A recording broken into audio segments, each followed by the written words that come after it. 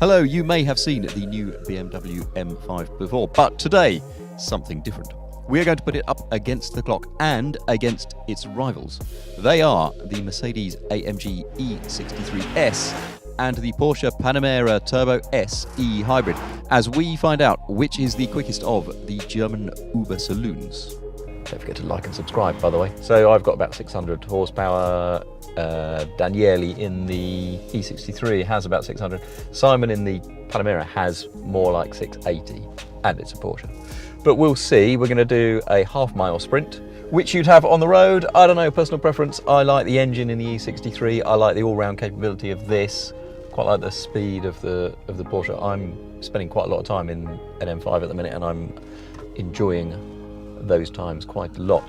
So they're all neck and neck. They're all really close to each other on size, on spec. They're all very competitive. We will see what turbocharged 4-litre V8 engines can do.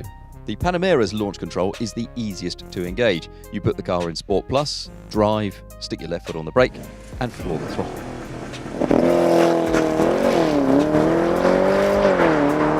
The Mercedes E63 is rather more complicated. You have to dial up Sport, Sport Plus, or Race. Race is best. Put the ESP in Sport, then put your foot on the brake, then tug both paddles, acknowledge that by pulling an upshift, then floor the throttle. And the BMW M5 is somewhere between the two. Dial everything to Sport Plus, put the gearbox in manual mode, turn DSC off, then floor the brake, then hit the throttle.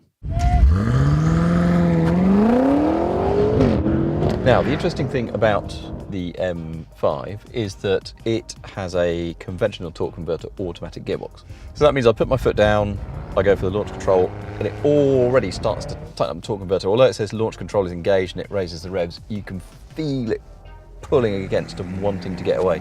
The car next to me, the Panamera, has a DCT dual clutch transmission. So that means that when it goes to launch control, it can just go brrr, and the clutch stays disengaged until it takes its foot off the brake. And away it goes. The Mercedes-AMG is slightly different again. It's got a 9-speed auto, but instead of a torque converter, it has a multi-plate dry clutch.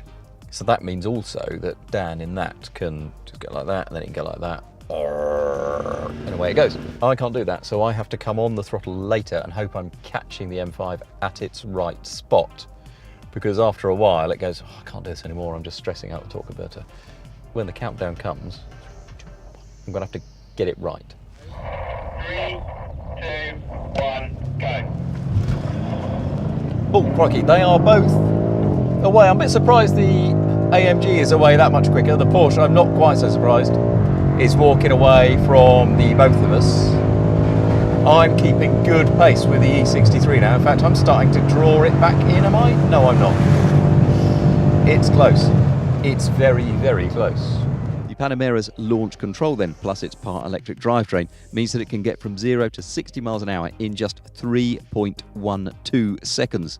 That's faster than McLaren F1, by the way. It gets to 100 miles an hour in 7.4 seconds, will pass through a standing quarter in 11.3 seconds at 124.9 miles an hour, and a half mile in 17.63 seconds at 151.8 miles an hour. The E63 S takes a little longer to get off the line, 3.36 seconds to 60 miles an hour, but it's a gap it has mostly made back by 100 miles an hour, which it passes through also in 7.4 seconds.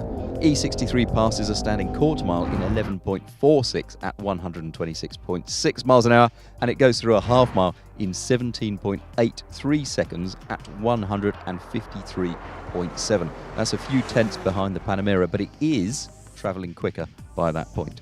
And finally, the M5. It gets from 0 to 60 miles an hour in 3.48 seconds. Maybe that's down to the less efficient launch control system.